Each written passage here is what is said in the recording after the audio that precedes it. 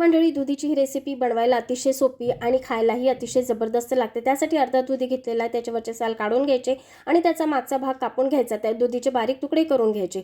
त्यानंतर दुसरीकडे आपल्याला गॅसवर कुकर ठेवायचा आहे, त्यामध्ये तेल टाकायचं आहे। तेल तापलं की जिरं मोहरी आणि 1 चम्मच आपल्याला आलं लसूण पेस्ट टाकायची आहे।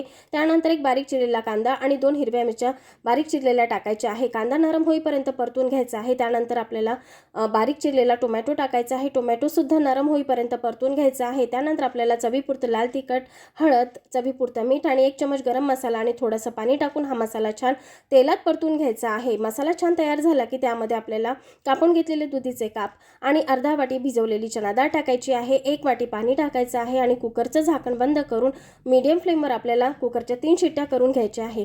3 शिट्ट्या झाल्या की आपल्याला कुकर थोडा थंडा करून घ्यायचा आणि कुकर उघडून तुम्ही बघू शकता मस्त चमचमीत दुधीची भाजी तयार आहे। कोथिंबीर टाकायची आणि गरमागरम सर्व करायची।